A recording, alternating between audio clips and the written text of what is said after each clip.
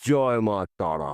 নমস্কার, আমি জ্যোতিষী গৌতম কুমার। আজকের আলোচনার মূল বিষয় সিংহ রাশির সিংহলগ্নের জাতক বা জাতিকাদের আজ থেকে 14ই মের মধ্যে দুর্ভাগ্যকে দূর করে সৌভাগ্যবান হতে চলেছেন।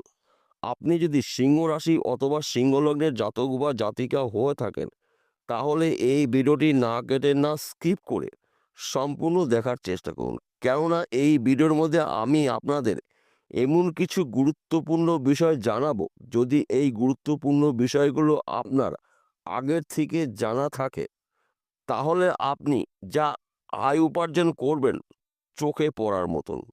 তাহলে বন্ধুরা, আসুন দেরি না করে মূল পর্বে যাওয়া যাক। কিন্তু ভিডিওটি শুরু করার আগে আমরা প্রথমে একটু সিংহ রাশির অধিপতি গ্রহ সূর্য সম্পর্কে জেনে নিই। সিংহ রাশির অধিপতি গ্রহ সূর্য অর্থাৎ রবি অবস্থান করছে মেষ রাশিতে। সিংহ রাশির ভাগ্যস্থানে নবম ঘরে সূর্যর অবস্থান। ভাগ্য যখন তখন যে কোনো সময় পরিবর্তন হতে পারে।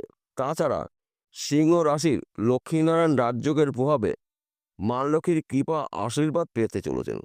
এবং 7ই মে 2025 বুধ রাশি পরিবর্তন করবে। মীন রাশি থেকে বুধ গোচর করবে মেষ রাশিতে। মেষ রাশিতে অবস্থান করছে সূর্য অর্থাৎ রবি। রবি বুধের জুটিতে ভাগ্যস্থানে বুধাদিত্য রাজযোগ তৈরি হবে। বুধাদিত্য রাজযোগ অত্যন্ত শুভযোগ। বুধাদিত্য রাজযোগ কিন্তু প্রত্যেকটি মানুষের বুদ্ধির বিকাশ ঘটিয়ে দেয়। অর্থাৎ যাদের বিশেষ করে বুদ্ধি ঠিক কাজ করছে না, কোনটা করব কোনটা করব না, সিদ্ধান্তগুলো নিতে পারছে না, এই সময়টা কিন্তু প্রত্যেকটা সিংহরাশি জাতক বা জাতিকারা সঠিক সময় সঠিক সিদ্ধান্তগুলো নিতে পারবে। যে কোনো গুরুত্বপূর্ণ কাজগুলো কিন্তু খুব সহজে কমপ্লিট করতে পারবে। তাছাড়া সিংহরাশির বর্তমান সময় যেই অবস্থায় থাকুক না কেন, ভাগ্য কিন্তু পরিবর্তন হতে পারে এবং আপনার শরীর মন ভালো থাকবে। সন্তান নিয়ে আপনার গর্ববোধ হবে। আপনার সন্তান হয়তো পড়াশোনা করছেন, ভালো একটি রেজাল্ট নিয়ে আপনার সামনে কিন্তু দাঁড়াবে। অনেক দিনের আপনার আশা পূর্ণ হতে চলেছে। বিশেষ করে যাদের পরিবারে এখন পর্যন্ত সন্তান আসেনি, সন্তানের ভালো একটি খবর পেতে পারেন। তাছাড়া বর্তমান সময়ে যাদের স্বামী স্ত্রীর মধ্যে ভুল বোঝাবুঝি রয়েছে, সম্পর্কে ফাটল তৈরি হয়েছে, চিড় ধরেছে, দূরত্ব তৈরি হয়েছে, এই সময়টা কিন্তু লক্ষ্মীনারায়ণ যোগে, বুধাদিত্য রাজযোগে স্বামী স্ত্রীর মধ্যে ভুল বোঝাবুঝি থাকলে মিটে যাবে। বর্তমান সময় যারা প্রেম ভালোবাসার মধ্যে যুক্ত রয়েছেন, তাদের সময়টা কিন্তু অনুকূল রয়েছে। অর্থাৎ আপনাদের দুহাত দুহাত চার হাত এক জায়গায় হতে চলেছে বুধাদিত্য রাজযোগে। এবং আপনারা যদি বিদেশে যাদের চেষ্টা প্রচেষ্টা করেছেন, যেতে পারেননি, বিদেশ যাত্রা কিন্তু আপনার শুভ। কিন্তু বিদেশে যাওয়ার আগে যে ব্যক্তির সঙ্গে বিদেশে যাচ্ছেন, সেই ব্যক্তির সম্পর্কে ভালো করে খোঁজ খবর নিয়ে তবেই যাবেন। কেন এই কথা বললাম?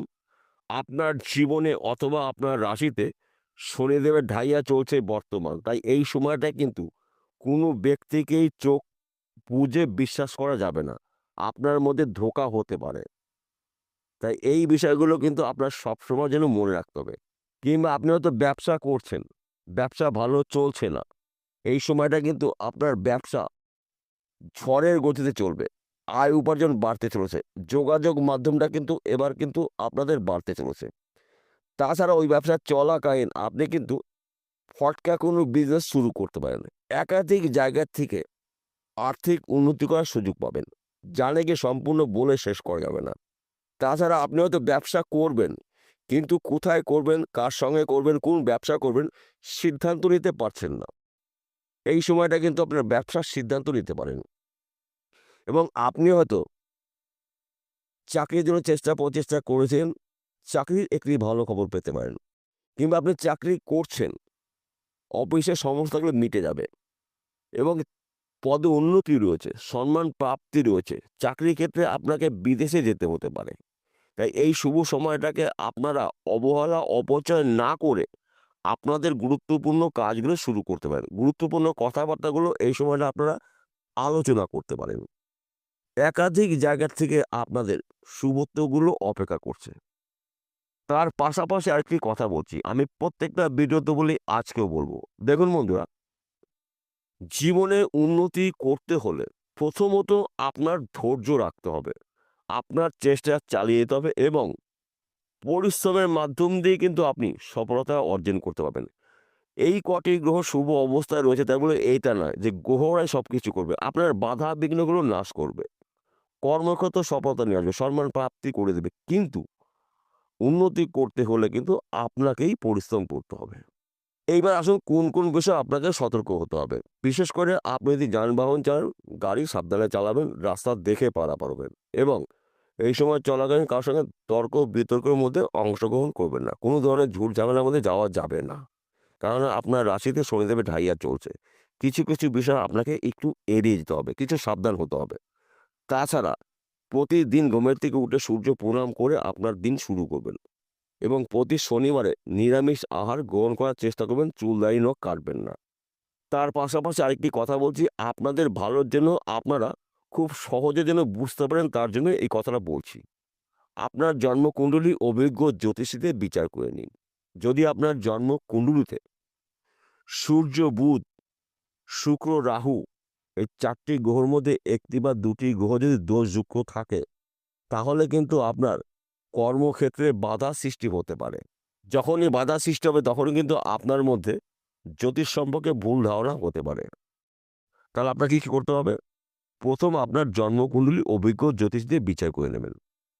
আপনার জন্মকুণ্ডলীতে যদি এই ৪ টি গ্রহ শুভ অবস্থায় থেকে থাকে এবং ভাগ্য শুভ থাকে, তাহলে আমি যেই কথাগুলো বললাম আপনার জীবনে মিলবে অবধারিত। আর যদি ১ টি বা ২ টি গ্রহ অশুভ অবস্থা থাকে তাহলে কিন্তু সম্পূর্ণ মিলবে না। আর যখনই মিলবে না তখনই কিন্তু আপনার মধ্যে একটি বাজে চিন্তাভাবনা আসতে পারে। যদি আপনার জন্মকুণ্ডলী না থাকে তাহলে আপনি কি করবেন? আপনার হস্তরেখা বিচার করে নেবেন। কারণ হাতের মধ্যেই ৯ টি গ্রহর অবস্থান রয়েছে। যেই গ্রহর পর্বটি অশুভ অবস্থায় রয়েছে সেই গ্রহকে প্রতিকার প্রতিবিধান করে নিন জ্যোতিষীর পরামর্শ মেনে বা শুনে। যদি আপনি অশুভ গ্রহকে প্রতিকার প্রতিবিধান করে নিতে পারেন, তাহলে আপনি যা আয় উপার্জন করবেন চোখে পড়ার মতন অকল্পনীয়, যা নাকি আপনি নিজেও কখনো কল্পনা করতে পারেননি। বিষয়টা বোঝা গেল? নমস্কার বন্ধুরা, আবার দেখা হবে।